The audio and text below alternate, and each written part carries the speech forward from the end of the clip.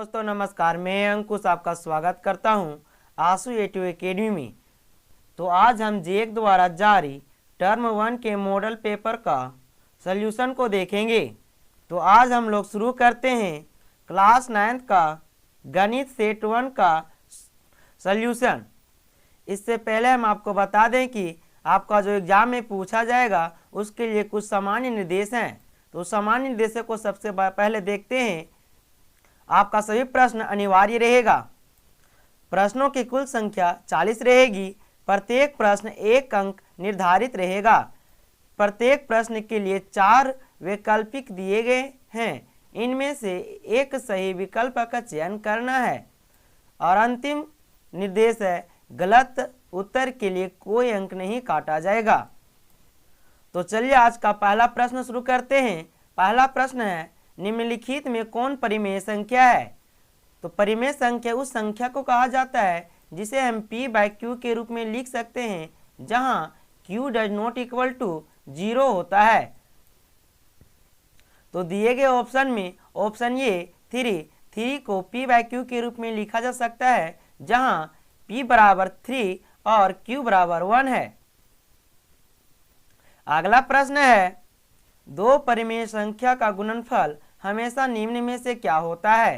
तो दो परिमेय संख्या का गुणनफल हमेशा एक परिमेय संख्या ही प्राप्त होगा। इसे हम उदाहरण से भी समझ सकते हैं। जैसे अगर हम दो परिमेय संख्या लेते हैं 3 और 6 को अगर हम गुणा करें तो हमें 18 प्राप्त होगा, जो 18 भी एक परिमेय संख्या है। तो कभी भी दो परिमेय संख्या को गुणा करेंगे तो हमें एक परिमेय संख्या ही प्राप्त होती है। अगला प्रश्न है, 0 किस प्रकार की संख्या है? तो 0 एक परिमेय संख्या है, क्योंकि हम 0 को जानते हैं कि 0 के नीचे कुछ नहीं होता है तो 1 छुपा रहता है। यानी कि हम इसे p/q के रूप में लिख सकते हैं, जहां q does not equal to 0 है। तो इस संख्या को हम अर्थात 0 को हम एक परिमेय संख्या बोल सकते हैं। अगला प्रश्न है, प्रत्येक परिमेय संख्या है। तो प्रत्येक परिमेय संख्या वास्तविक संख्या होती है। अगला प्रश्न है, 3 और 4 के बीच निम्न में से कौन सी परिमेय संख्या है? तो आपको बता दें कि 3 और 4 के बीच 10/3 एक परिमेय संख्या है, क्योंकि 10 और 3 को जब भाग करते हैं तो हमें कुछ इस प्रकार से प्राप्त होती है। जो भागफल प्राप्त होती है 3.333, यह अनलिमिटेड चलती रहती है। अर्थात यह संख्या जो भागफल जो मेरा आया वो 3 से अधिक और 4 से कम आया। अर्थात हम कह सकते हैं कि 3 और 4 के बीच 10/3 परिमेय संख्या आती है। अगला प्रश्न है, यदि 64 का पावर x बराबर 8 है तो x का मान ज्ञात करें। तो हम लोग 64 को लिख सकते हैं 8 का पावर 2 का power x is equal to 8। अब हम लोग जानते हैं कि अगर m का पावर n का पावर p रहे तो हम उसे पावर को हम गुना कर सकते हैं। अर्थात यहाँ पे दोनों पावर गुना हो जाएंगे, यानी कि 8 का power 2x is equal to 8 हो जाएगा।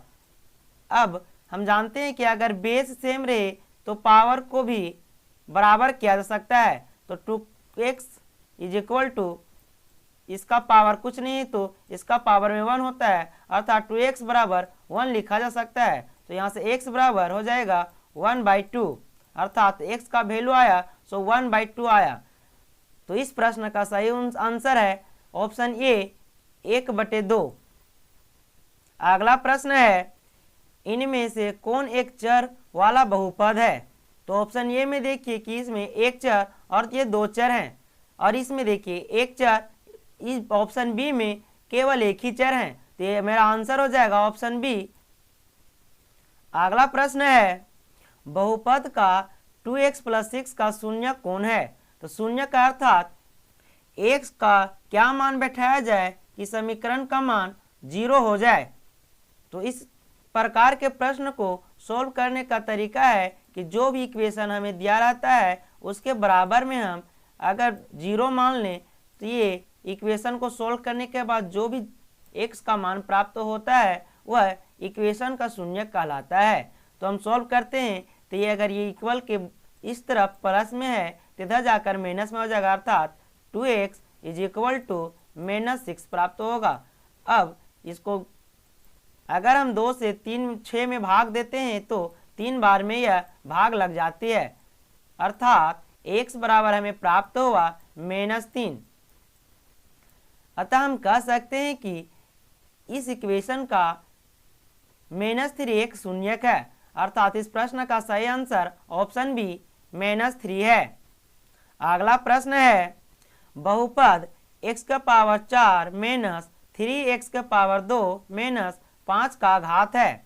तो इस प्रकार के अगर समीकरण रहे तो इसमें x का पावर सबसे अधिक जो घात रहता है, जो सबसे अधिक पावर रखता है x का, उसी को हम बहुपद का घात बोल सकते हैं। तो यहाँ पे x का पावर सबसे अधिक x का पावर 4 दिख रहा है, तो अर्थात इस प्रश्न का सही आंसर ऑप्शन डी बहुपद का घात 4 होगा।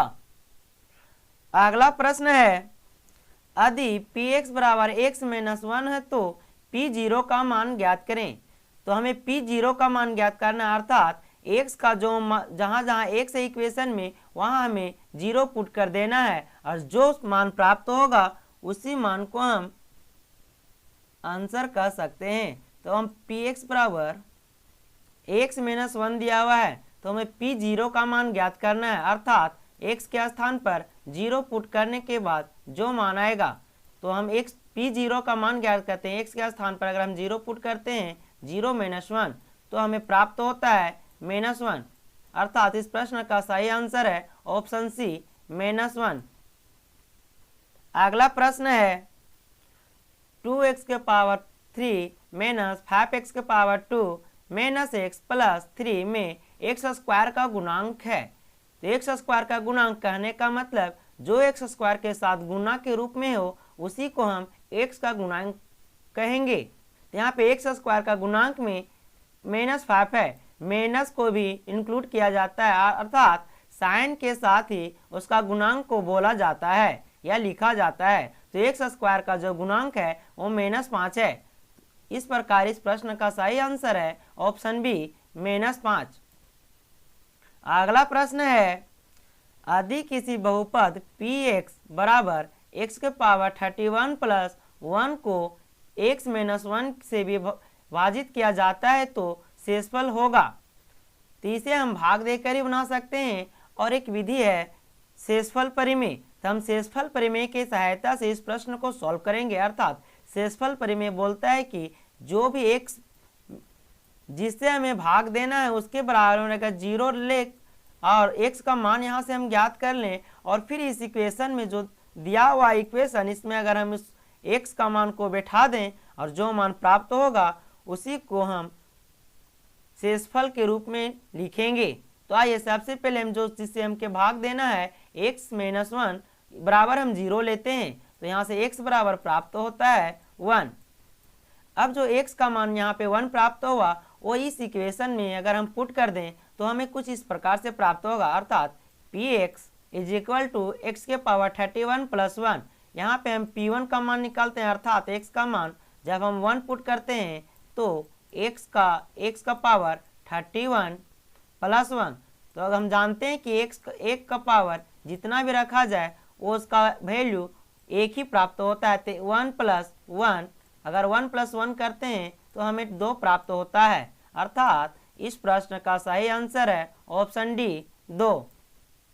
अगला प्रश्न है निम्न में कौन सा बहुपद द्विपद है। द्विपद कहने का मतलब होता है कि जिसमें 2 पद हों। तो यहाँ पे देखिए 1 पद 2 पद ये 3 पद हो गए, तो इसे हम त्रिपद कहते हैं। यहाँ पे केवल एक ही पद है, इसे एक पद कहते हैं। इस ऑप्शन में देखिए तो 1 पद और ये 2 पद, तो हम इस प्रकार के समीकरण को एक द्विपद कहते हैं। तो यहाँ इस प्रश्न का सही आंसर है option 5x square minus 9x जो द्विपद है। अगला प्रश्न है x square minus 9x plus 14 का गुणनखंड है। तो आइए इसका गुणनखंड करते हैं।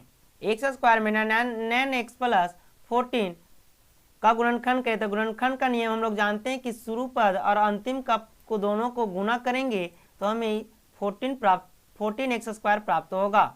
और 14 एक्स स्क्वायर को इस प्रकार से तोड़ा जाए कि हमें बीच वाला प्राप्त हो, यानी कि जोड़ने या घटाने बाद हमें माइनस 9x लाना है।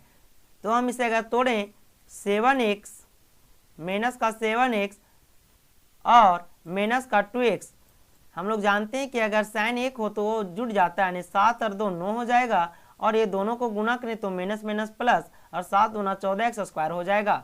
अर्थात इसे हम लिख सकते हैं x square minus 7x minus 2x main plus 14। अब यहाँ से हम कॉमन लें ये दो टर्म में और ये दो टर्म में, तो ये दो टर्म में हमें कॉमन दिख रहा है x, तो x को कॉमन निकालते हैं तो एक x को, यहाँ पे 2x है तो एक x कॉमन निकल जाएगा तो एक x बच जाएगा, और यहाँ से माइनस रहेगा, और यहाँ अगर x कॉमन निकाल लेते हैं तो यहाँ केवल 7 बचेगा। इसी प्रकार ये दोनों में हमें कॉमन दिख रहा है 2, माइनस 2 अगर कॉमन निकाल लेते हैं तो यहाँ पे प्लस का x बचेगा और यहाँ पे माइनस हो जाए, क्योंकि माइनस माइनस करेंगे तो यहाँ पे प्लस आएगा। ठीक है, तो इसी प्रकार यहाँ से अगर 7 कॉमन निकाल लें तो सॉरी यहाँ से अगर 2 कॉमन निकाल लें तो यहाँ हमें 7 प्राप्त होगा। अब फिर से हमें देखिए ये दो टर्म, एक टर्म और ये दो टर्म, दोनों टर्म में फिर से हमें x माइनस 7 कॉमन दिख रहा है, तो हम x माइनस 7 को कॉमन निकाल लेते हैं तो यहाँ पे केवल x बचेगा और यहाँ पे माइनस 2 बचेगा। तो ये समीकरण x square minus 9x plus 14 का गुणनखंड है x minus 7 into X minus 2, ये इसका दो गुणनखंड है। तो इस प्रश्न का सही आंसर है option B X minus 7 into X minus 2। अगला प्रश्न है आकृति देखकर निम्नलिखित प्रश्नों के उत्तर दीजिए। तो ये आकृति रहा, इससे रिलेटेड कुछ प्रश्न पूछे जाएंगे, उसका हम लोग प्रश्न उत्तर देंगे।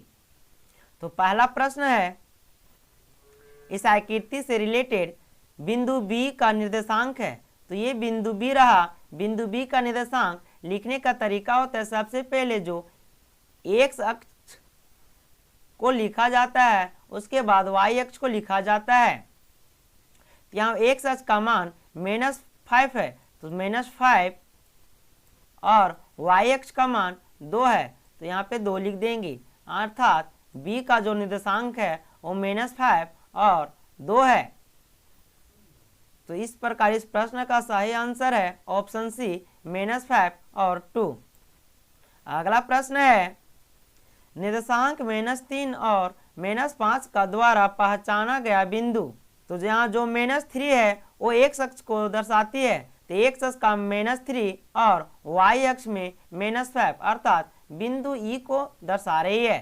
तो इस ऑप्शन में ऑप्शन बी हो जाएगा ई। अगला प्रश्न है डी का भुज है। तो आपको सबसे पहले हम बता दें कि भुज मतलब होता है एक्स अक्ष पर जो संख्या रहती है उसे हम भुज कहते हैं, और जो वाई अक्ष को डिनोट करती है उसे हम कोटि कहते हैं। तो हमें डी का भुज पूछ रहा है तो डी का भुज 6 है, अर्थात इस प्रश्न का सही आंसर है ऑप्शन ए 6। अगला प्रश्न है बिंदु एच की कोटि है। तो अब भी हम बताएं कि कोटि मतलब होता है वाई अक्ष पर दर्शाए गए अंक। तो हमें एच की कोटि पूछा जा रहा है, तो एच यहाँ पे इस बिंदु पर है, तो एच का जो कोटि है वो -3 है, अर्थात इस प्रश्न का जो सही आंसर है वो बी -3 है। अगला प्रश्न है बिंदु एम का निर्देशांक है। तो ये रहा बिंदु एम, बिंदु एम का निर्देशांक है। फिर से हम आपको बता दें कि निर्देशांक लिखते समय सबसे पहले हम एक्स अक्ष को लिखते हैं, उसके बाद वाई अक्ष को। तो एक्स अक्ष का मान यहाँ पे -3 है और वाई अक्ष का मान 0 है, क्योंकि यह एक्स अक्ष पर स्थित है तो यहाँ पे वाई का वैल्यू जो है वो 0 होता है। तो एम का निर्देशांक -3 0 है। तो इस प्रकार इस प्रश्न का सही आंसर है ऑप्शन ए 3 और इस प्रश्न का सही आंसर है ऑप्शन बी -3 और 0। अगला प्रश्न है एक्स अक्ष और वाई अक्ष के काटन बिंदु को क्या कहते हैं। तो यहाँ पे देखिए ये हो गया वाई अक्ष और ये एक्स अक्ष। तो एक्स अक्ष और वाई अक्ष का काटन बिंदु अर्थात ये जो यहाँ पे कट रही है एक्स एक्सिस और वाई एक्सिस, इस बिंदु को हम लोग मूल बिंदु के नाम से जानते हैं, अर्थात ये बिंदु मूल बिंदु कहलाता है। तो इस प्रकार इस प्रश्न का सही आंसर है ऑप्शन डी मूल बिंदु। अगला प्रश्न है यदि दो जीरो रेखिक समीकरण 2x + 3y + k का हल है तो k का मान ज्ञात करें। तो बता दें कि आपको अगर इस प्रकार का दिया रहे निर्देशांक, तो जो शुरुआत में दिया रहता है वो x का मान रहता है और जो अंतिम में दिया रहता है वो y का मान रहता है। तो यहाँ अगर हम x का मान और y का मान इस समीकरण में पुट कर दें तो हमें k का मान प्राप्त हो जाएगा। तो आइए हम करते हैं इसे। मेरा समीकरण है 2x + 3y = k। तो हम x के स्थान पर यहाँ से 2 पुट करेंगे तो 2 × 2 + 3 × y का वैल्यू 0 दिया हुआ है। तो अगर 0 पुट करते हैं तो = k। अगर हम 2 को 2 से गुना करें तो 4 प्राप्त होगा। और आप लोग को पता होगा कि किसी भी संख्या में अगर 0 से गुना किया जाता है तो वह 0 प्राप्त होता है, = k। तो यहाँ से k बराबर प्राप्त हुआ 4। तो इस प्रकार इस प्रश्न का सही आंसर है ऑप्शन बी, आंसर ये 4। अगला प्रश्न है दो चर वाले रेखिक समीकरण का मानक रूप है। तो दो चर वाले रेखिक समीकरण का मानक रूप option B x + by + c = 0 है। सबसे पहले आपको बता दें कि रेखिक समीकरण कहने का अर्थ होता है कि जो चर का जो घात होता है वह 1 होना चाहिए, उसे हम रेखिक समीकरण बोलते हैं। और अगर चर का घात 2 हो तो उसे हम लोग द्विघात बोलते हैं। इसी प्रकार अगर चर का घात 3 हो तो उसे त्रिघात कहते हैं। अगला प्रश्न है दो चर वाले रेखिक समीकरण का ग्राफ प्रदर्शित करता है। तो दो चर वाले रेखिक समीकरण का ग्राफ एक सरल रेखा द्वारा प्रदर्शित किया जाता है। तो इस प्रकार इस प्रश्न का सही आंसर है ऑप्शन ए, एक सरल रेखा। अगला प्रश्न है x = 5 y = 2 निम्नलिखित में से किस रेखिक समीकरण का हल है। तो इस प्रकार से इसके प्रश्न को सॉल्व करने का तरीका है कि जो x का मान दिया हुआ है वो समीकरण में पुट करेंगे और y का जो मान दिया हुआ है वो समीकरण में रख कर देखेंगे। अगर LHS का मान RHS के बराबर आ जाए तो वह समीकरण रेखिक समीकरण का हल होगा। तो शुरू करते हैं x का मान और y का मान रखने।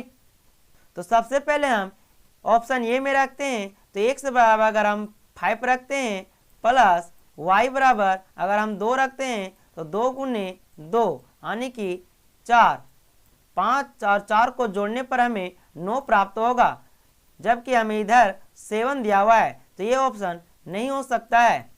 अब हम लोग आते हैं ऑप्शन नंबर सी। अगर हम ऑप्शन नंबर सी में x का मान 5 और y का मान 2 रखते हैं तो हमें 7 प्राप्त होता है, जो RHS में भी वही 7 प्राप्त करना था। अर्थात जो इस प्रश्न का सही आंसर है वह ऑप्शन सी x + y = 7 का हल x बराबर 5 और y बराबर 2 होगा। अगला प्रश्न है रेखिक समीकरण 2x + 3y = 12 का एक हल है। इस प्रश्न में भी उसी प्रकार से यह x का मान है और यह y का मान है। तो हम बारी बारी से बैठाकर समीकरण में देखेंगे कि यहाँ पर बैठाने के बाद किसका सॉल्यूशन 12 आता है। तो अगर हम यहाँ पे x के स्थान पर 2 पुट करते हैं तो 2 × 2 प्लस 3 × 3। अगर हम ये दोनों को गुना करते 2 दूना 4 प्लस 3 तिया 9। अगर हम ये दोनों को ऐड कर देते हैं तो हमें 13 प्राप्त होता है, जो यह समीकरण को संतुष्ट नहीं करता है। अब अगला ऑप्शन बी को ट्राई करते हैं। ऑप्शन बी है 3 और 2, अर्थात x का मान 3 दिया हुआ है तो हम x के स्थान पर 3 पुट करते हैं तो 2 गुने 3 प्लस 3 इंटू 2, अर्थात ये दोनों को गुना करें तो 3 दूना 6 प्लस 3 दूना 6, और ये दोनों को अगर हम जोड़ दें तो हमें 12 प्राप्त होता है। जो हमें 12 लाना था वह प्राप्त हो गया, अर्थात हम बोल सकते हैं कि इस प्रश्न का सही आंसर है ऑप्शन बी 3 और 2। अगला प्रश्न है अधिबिंदु 2, 3 x प्लस वाई प्लस के द्वारा निरूपित रेखा पर स्थित है तो k का मान ज्ञात करें।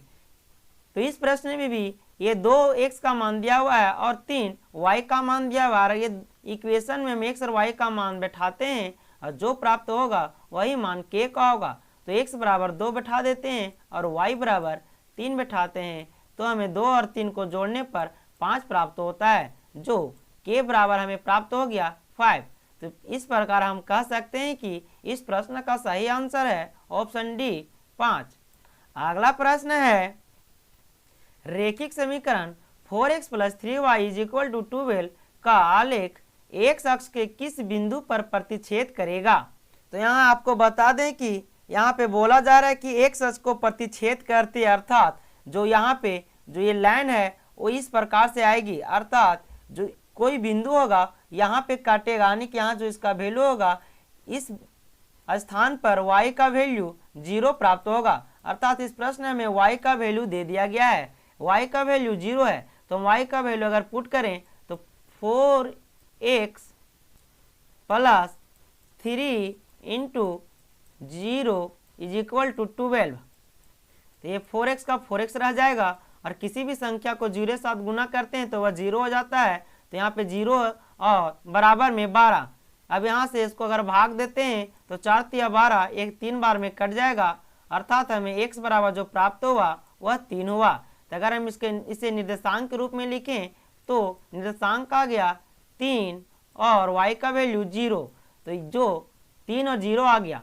तो इस प्रश्न का सही आंसर है ऑप्शन सी 3 और 0। अगला प्रश्न है 60 डिग्री का पूरक कोण का मान क्या होगा। तो सबसे पहले इस प्रश्न को बनाने से पहले हम आपको बता दें कि पूरक कोण क्या होता है और संपूरक कोण क्या होता है। तो पूरक कोण उस कोण को कहते हैं जब दो कोणों को जोड़ेंगे या फिर दो कोणों का योगफल 90 डिग्री होता है तो उस कोण को हम लोग पूरक कोण कहते हैं। अर्थात x प्लस वाई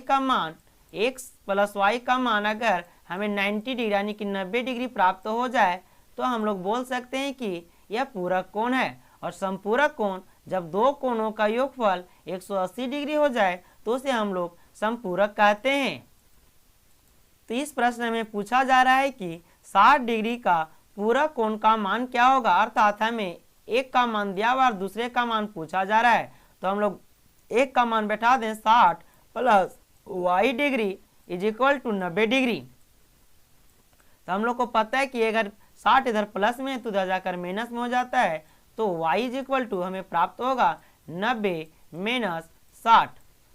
अब हम लोग 90 में अगर 60 घटाते हैं तो हमें 30 प्राप्त होता है, अर्थात जो 60 डिग्री का जो पूरक है वो 30 डिग्री है। तो इस प्रश्न का सही आंसर है ऑप्शन ए 30 डिग्री। अगला प्रश्न है वह कोण जो 90 डिग्री से अधिक तथा 180 डिग्री से कम हो कहलाता है। तो वह कोण जो 90 डिग्री से अधिक और 180 डिग्री से कम होता है उसे अधिक कोण कहते हैं। इसी के साथ हम बता दें आपको कि न्यून कोण वह कोण कहलाता है जो 0 डिग्री से अधिक और 90 डिग्री से कम होता है उसे न्यून कोण कहते हैं। और जब 90 डिग्री का होता है जो कोण उसे हम लोग समकोण कहते हैं। और सरल कोण जिस कोण का माप 180 डिग्री होता है उसे हम लोग सरल कोण कहते हैं। अगला प्रश्न है उस कोण की माप क्या है जो अपने पूरक कोण के आधे से 30 डिग्री हो। तो इस प्रश्न में हम लोग सबसे पहले मान लेते हैं कि वह कोण जो जो अपने पूरक कोण से आधे से 30 डिग्री अधिक है वह एंगल मान लेते हैं एंगल ये है। तो इसका जो पूरक कोण हो जाएगा वो 90 माइनस एंगल ये हो जाएगा। अब प्रश्न में बोला जा रहा है कि उस कोण का माप क्या होगा जो अपने पूरक कोण के आधे से, अर्थात अपने पूरक कोण इसका जो है 90 माइनस एंगल ये है। तो इसका आधे से, आधे का कहने का मतलब बटा में अगर 2 से हम भागा दे दें तो आधा हो जाएगा, आधे से 30 अधिक है तो 30 अधिक कर दें तो हमें यहाँ से देखिए ये हम भिन्न का जोड़ हो गया, तो यहाँ से एलसीएम लेते हैं इसका 2 का, तो हमें प्राप्त होगा 90 माइनस एंगल ये प्लस 30 दूना 60। अब यहाँ से अगर एंगल ये कैसे गुना कर दें तो एंगल ये 2 से गुना करें तो 2 एंगल ये इज इक्वल टू, यहाँ पे देखिए 90 डिग्री या 60 डिग्री को ऐड कर दें तो हमें प्राप्त हो जाएगा 150 डिग्री और माइनस का एंगल ये। आपको पता है कि अगर ये माइनस में इधर है तो इधर जाकर प्लस में होगा, तो दो एंगल ये और एक एंगल ये को अगर जोड़ दें तो 3 इंटू एंगल ये प्राप्त हो जाएगा इज इक्वल टू 150। अगर हम इसे भाग दें तो 3 को 150 में भाग देने पर ये 50 बार ने कट जाएगा, अर्थात जो एंगल ये का मान जो आया वह 50 डिग्री प्राप्त हो गया। अर्थात इस प्रश्न का जो सही आंसर है वो ऑप्शन डी 50 डिग्री है। अगला प्रश्न है, नीचे दी गई आकृति में रेखा AB और CD बिंदु O पर प्रतिच्छेद करती है। यदि angle AOC plus angle BOE बराबर 70 डिग्री हो तो एंगल COE ज्ञात कीजिए। तो यहाँ पे सबसे पहले हम लोग जानते हैं कि क्या क्या दिया हुआ है। एंगल AOC अर्थात ये एंगल और ये एंगल BOE दोनों का योगफल 70 डिग्री दिया हुआ है और हमें फाइंड करना है एंगल COE अर्थात ये एंगल। तो हम लोग जानते हैं कि एक रेखा पर 180 डिग्री का एंगल बनता है, तो हम यहाँ से बोल सकते हैं कि angle AOC plus angle COE plus angle BOE is equal to 180 degree. अब हमें प्रश्न में दिया हुआ है कि angle AOC plus angle BOE का मान दिया हुआ है, तो ये दोनों का योगफल 70 डिग्री दिया हुआ है प्लस इसका मान हमें ज्ञात करना है। तो हम इसे इसी प्रकार से लिख सकते हैं angle COE is equal to हमें प्राप्त है 180 डिग्री। और इसके बाद हमें पता है कि जब ये इधर प्लस में इधर जाकर माइनस में हो जाता है तो हमें प्राप्त होगा COE is equal to 180 minus 70 degree. और ये दोनों को जब हम घटाएंगे 180 में अगर 70 को घटाया जाए तो हमें 110 डिग्री प्राप्त होता है, अर्थात एंगल COE का मान 110 डिग्री हम प्राप्त हुआ। तो इस प्रकार हम कह सकते हैं कि इस प्रश्न का सही आंसर ऑप्शन बी 110 डिग्री है। अगला प्रश्न है, नीचे दी गई आकृति में AB पैरेलल CD है तो x प्लस y का मान क्या होगा। तो आइए इस फिगर में देखते हैं। सबसे पहले हम लोग y का वैल्यू फाइंड करते हैं। तो y बराबर देखिए इस शीर्षाभिमुख से y बराबर 130 डिग्री हो जाएगा। अब हम लोग जानते हैं कि दो समांतर रेखा को अगर एक तिरछी रेखा प्रतिच्छेद करती है तो इसका जो अंतर एकांतर कोण होते हैं ये आपस में बराबर होते हैं। तो हम लोग बोल सकते हैं कि angle x is equal to angle y दोनों का मान आपस में बराबर होंगे। तो एंगल x बराबर हो जाएगा, यहाँ से y का मान हम लोग को प्राप्त हो गया यानी कि 30 डिग्री, अर्थात जो y का मान है वही x का मान होगा। तो यहाँ पे हमें फाइंड करना है x प्लस वाई, अर्थात x प्लस वाई, x का मान 130 डिग्री प्लस y का मान भी 130 डिग्री है। तो दोनों को जोड़ने के बाद 260 डिग्री होगा। अर्थात इस प्रश्न का सही आंसर है ऑप्शन डी 260 डिग्री। अगला प्रश्न है त्रिभुज के तीनों कोणों का योगफल कितना होता है? तो त्रिभुज के तीनों कोणों का योगफल 180 डिग्री होता है और चतुर्भुज के चारों कोणों का योगफल 360 डिग्री होता है। तो इस प्रश्न का सही आंसर है ऑप्शन बी 180 डिग्री। अगला प्रश्न है किसी त्रिभुज में अधिक से अधिक कितने समकोण हो सकते हैं? तो किसी भी त्रिभुज में अधिक से अधिक एक समकोण हो सकते हैं, क्योंकि हम लोग जानते हैं कि त्रिभुज के तीनों कोणों का योगफल 180 डिग्री होता है। तो अगर हम त्रिभुज के दो कोणों का मान 90 डिग्री और 90 डिग्री रखें तो ये दोनों कोण का मान ही 180 डिग्री हो जा रहा है। तो त्रिभुज के हम लोग जानते हैं कि तीनों कोणों का मान 180 डिग्री होना चाहिए, तो ये त्रिभुज का निर्माण नहीं करेगा। इसी कारण से हम लोग कह सकते हैं कि किसी भी त्रिभुज में अधिक से अधिक एक ही समकोण हो सकते हैं। अगला प्रश्न है यदि ए बी बराबर क्यू आर, बी सी बराबर पी आर और सी ए बराबर पी क्यू हो तो दर्शाइए कि यह हम सबसे पहले से हम फिगर में देखते हैं। तो फिगर इस प्रकार से बनेगा। बोल रहा है ए बी बराबर, तो हम अगर इसे ए बी मानते हैं तो ए बी बराबर हमें लेना है क्यू आर, तो हम इसको क्यू मानते हैं और इसे आर मानते हैं। और बी सी बराबर पी आर और इसे हम सी मानते हैं, तो इसे आर मानना होगा। तो जो त्रिभुज का नाम होगा लिख सकते हैं कि त्रिभुज ए बी सी सर्वांग होगा त्रिभुज क्यू आर पी के।